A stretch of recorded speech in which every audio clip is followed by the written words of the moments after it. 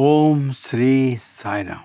My loving Sai Rams to the Sai devotees who are giving their time to listen to a memorable experience which I cherish till the end of my life. A memorable experience that was granted to me by Bhagawan after a momentous event. The momentous event was my being called for an interview for the post of a lecturer in English in Satsang Junior College at Prasanthi Nilayam. I still remember that momentous day, 4th August 1979. I was called for the interview, which was to occur at about 11 o'clock. I was there in the Ishwarama school, the venue of the interview. Dr. Bhagawantham interviewed me and asked me to wait in the adjoining room because the interview committee wanted to test my teaching ability. There I was, interview room. An extraordinary thing took place. Bhagavan entered that room, came straight to me, remarked, "You are looking weak." His hand, divine hand, went in circles, created vibhuti for me, and that was the circuit touch of vibhuti that helped me to clear the interview and the ensuing challenging test. My name was called, first name actually, to be called for the teaching test. I entered the interview room. What did I see?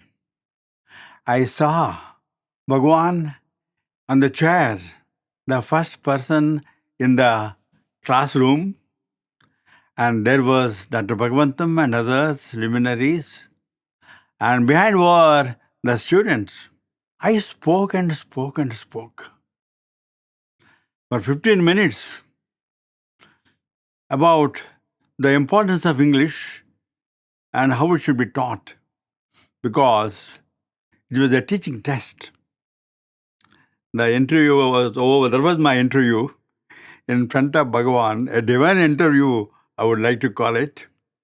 And Bhagavan was staring at me all the time, smiling, smiling, smiling. In the evening, something which I can remember till the last breath of my life happened. I was waiting for darshan in the evening time, right under the beautiful Dashavatara gate. The golden sands shimmering under the golden sun of the evening time. Bhagavan glided in all splendor and beauty while giving darshan, paused in front of me and asked, "Do you know what happened to the result of the interview?" I said, "No, Swami, you are selected." Then I asked Swami, "Swami, shall I come and join?" "Yes, join." And that was the beginning of the most loving period of my life. It appeared as though the golden gates of my life opened, because I was going to be a participant in Bhagavan's mission, and I was going to be a witness to the golden mission, for which there are no parallels in the human history. There were so many memorable moments. I wish to recall and describe one incident whose memory remains as a sweet occurrence in my life. When I entered the hostel, it was a challenge for me because I had never lived in a hostel. When Bhagavan asked me to join the hostel, I readily joined the hostel and led my life with my students. I was prone to fall ill even when I was a lecturer in a government college in Odisha also. And when I was sick, I would apply for leave. And here also, after joining the hostel, I used to fall ill frequently and used to apply for leave. After applying for leave 3 or 4 times in about 6 months' time, I became disgusted with myself. In what way my being in Swami's school different from my experience in the previous years as a lecturer in Odisha? I was applying for leave in Odisha whenever I fell sick, and here also I am doing that. Then what is my achievement? Then I said to myself, come what may, the earth may become sky and the sky may become earth.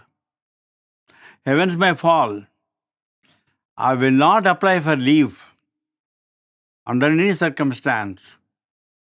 I will not abstain from the performance of my duties.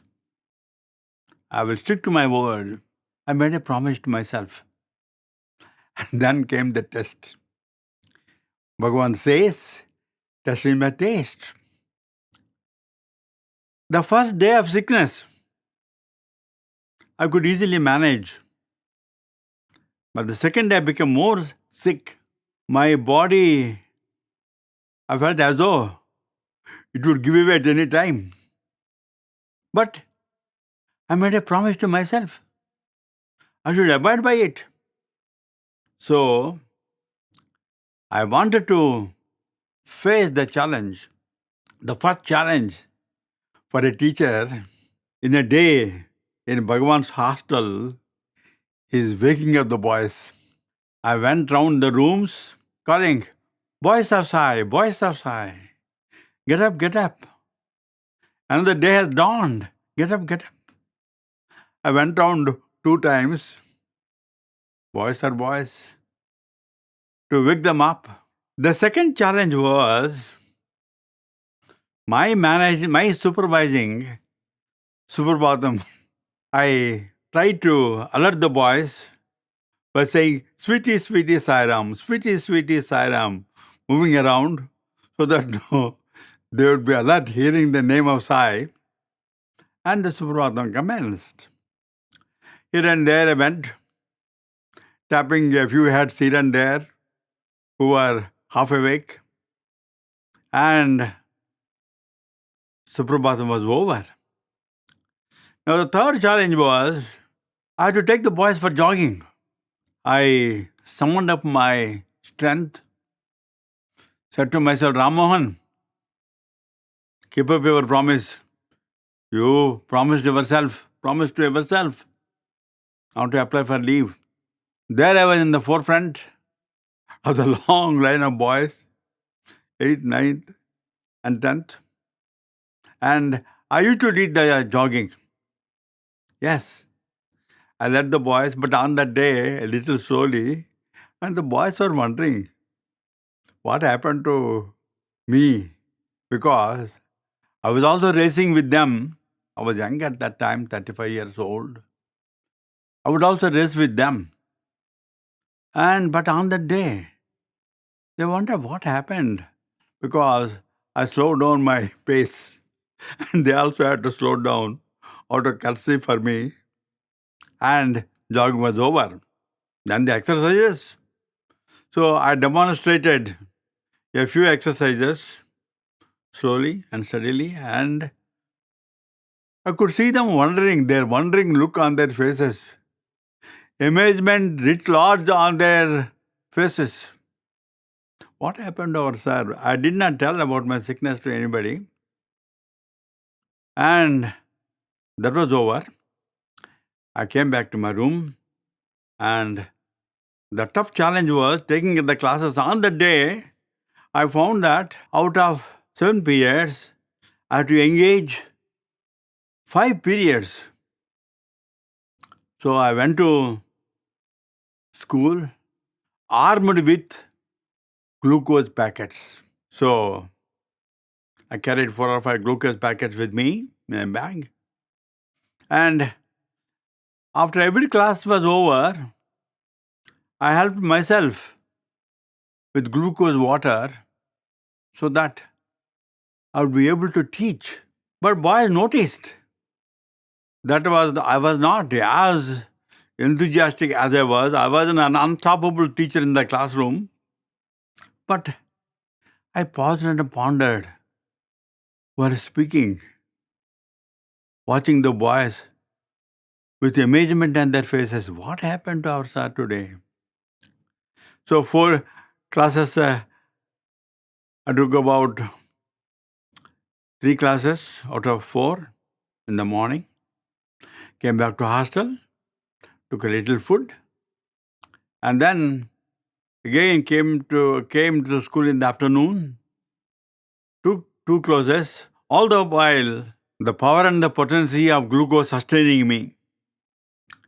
I was sustained by glucose. And then came the challenging last period. That was called SUPW, Socially Useful Productive Work Period. On that day, it was terribly hot. I had to work in the garden under the burning sun over the meridian. I worked with the boys. Both of us worked together. But sometimes I came under the trees nearby for a little rest. And the boys wondered what happened to our teacher, because I was like a bulldozer, bulldozing them, and myself like a bulldozer working with them, mercilessly. But the bell rang, and the boys became Olympic runners. They ran to the rooms, and I, slowly walked to the hostel. There I lay on my bed, completely exhausted. Then, after about passage of 15 minutes, I heard tapping on the door. I said, "Come in." And there entered a boy. He said to me, "Sir, I request you to exempt me from going to Mandir today." I looked at him. "See, Harikesh, I was also sick. For the first time, I confided in him, confided to anybody. But the source of my strength was glucose. Glucose, sir," he said. It appeared as though I had tasted glucose earlier and I enjoyed the sweetness of it. "Glucose, sir." "Yes, glucose, boy. I had big doses of glucose intake and that helped me. And would you mind sharing glucose with me and then going for darshan?" "Sir, I love glucose, sir," he said. So my stock was not there in the room. And I told him, "Harikesh, would you go to the hostel staff room? And there is a glucose packet, 1/4 of it remaining there. And would you bring it back?" That boy jumped like Bob Beamon of the fantastic jump fame, Olympics, whose record still remains unbroken.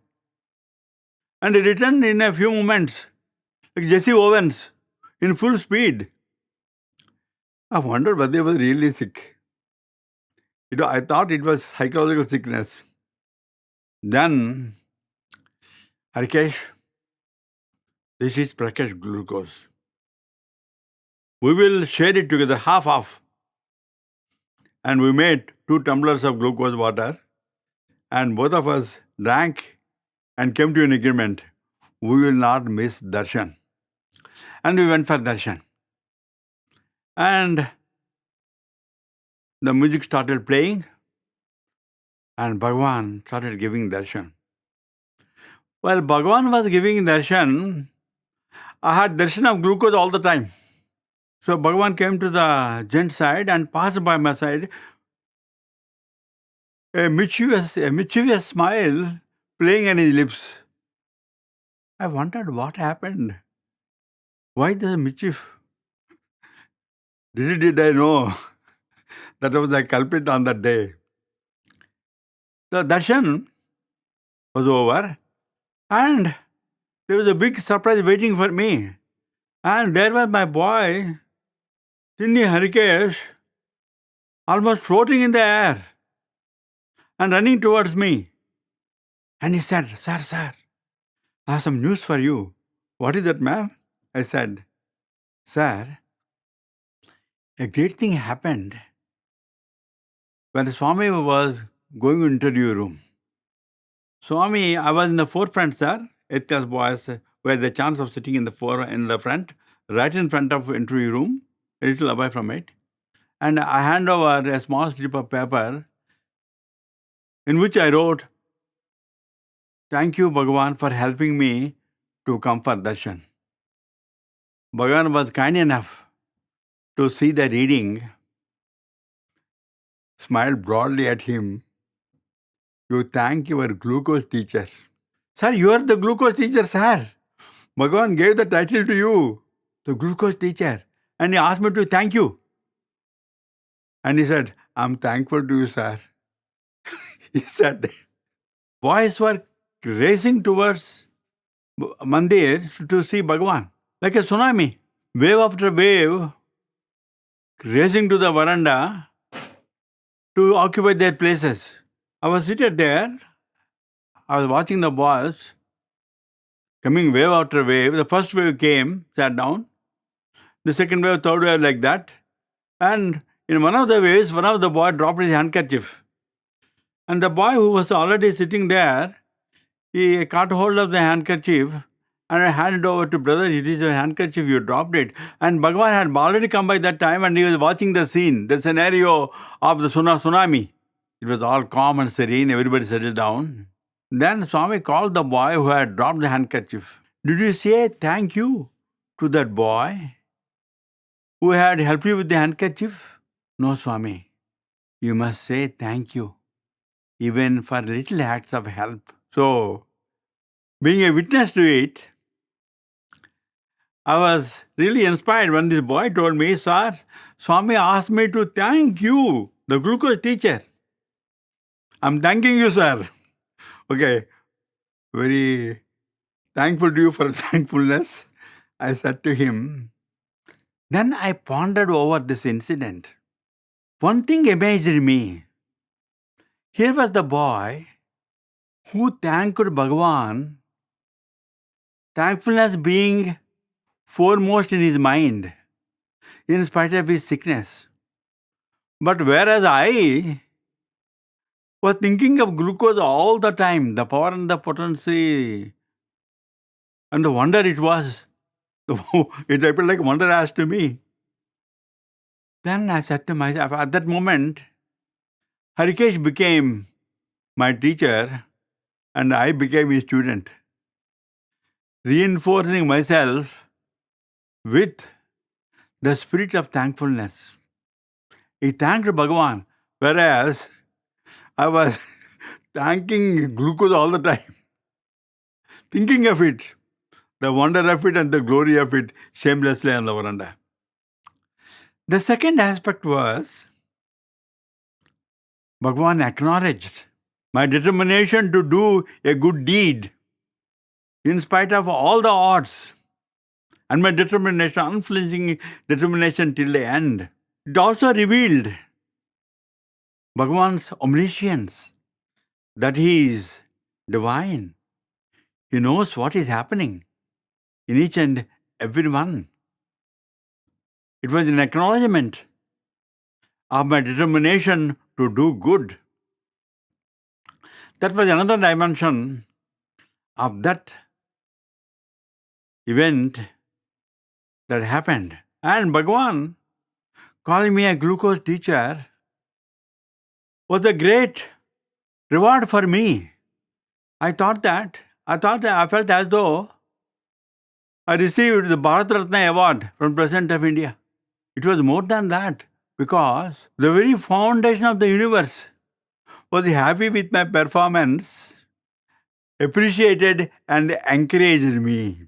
Bhagavan, I'm so grateful to you for all the memorable moments that you blessed me with. A great hostel, great boys, wonderful food, and most wonderful God.